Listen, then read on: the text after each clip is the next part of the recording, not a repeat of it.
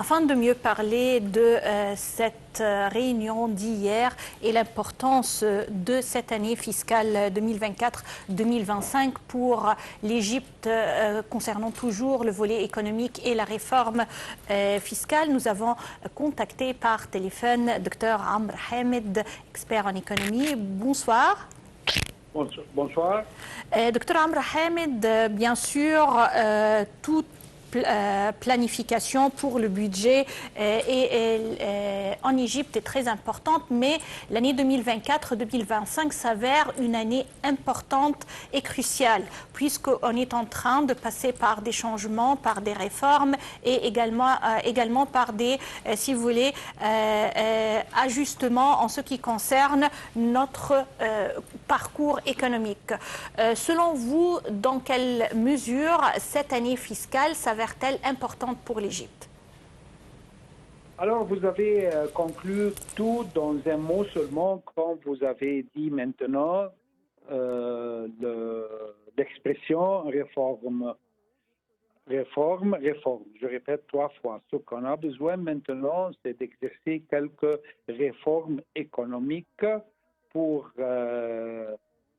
fortifier ce qu'on a déjà commencé. Si on parle, quand le reportage a indiqué, d'un taux de croissance de 4% du produit intérieur brut, qui est, si on parle de 4%, c'est une figure, de mon point de vue, très pratique pour l'Égypte, et on peut l'achever. Parce que dans quelques années passées, on parlait des taux de croissance qui sont plus que 5%, parfois 6 ou même plus que 6%. Mais 4%, ça c'est très agréable et on peut l'achever. Ce que je veux dire, c'est que on a déjà pris des pas qui sont dans la bonne direction. Je parle des pas économiques que le gouvernement a pris pendant les quelques semaines passées, 1 mois ou même moins que 2 mois, qui a commencé bien sûr avec la signature du projet de Ras El Hekma avec les Émirats.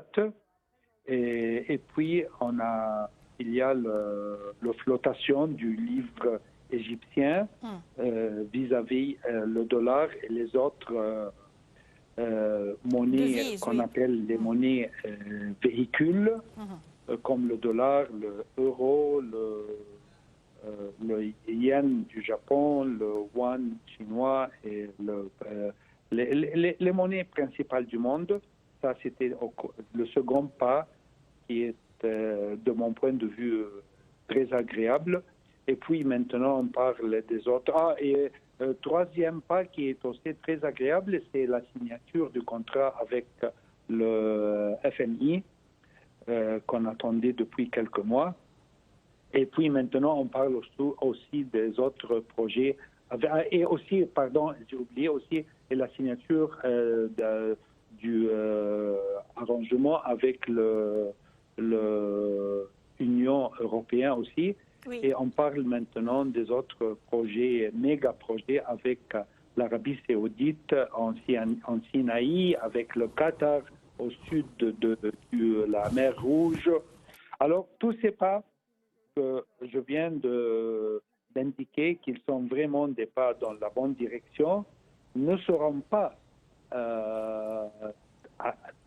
agréables vraiment sans qu'on prend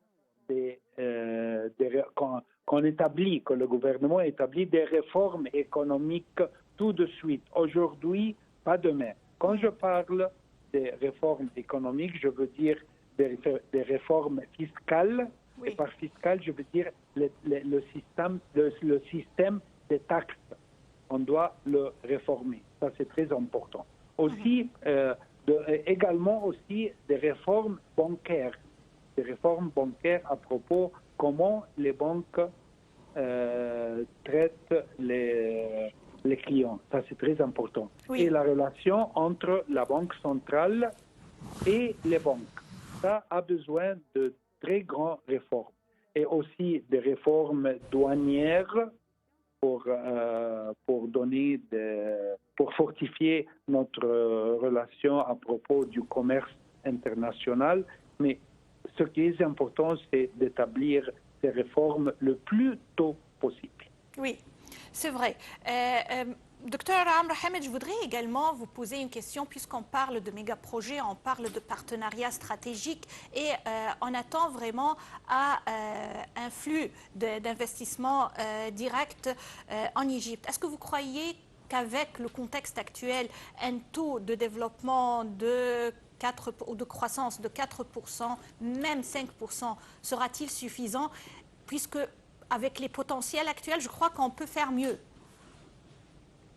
Alors, pour relier votre question à ce que je viens d'expliquer pendant les quelques minutes passées, et comme vous le savez, j'ai essayé tout le temps de jeter la lumière sur l'idée des réformes en général. Et je vous indiquais quelles réformes m'intéressent comme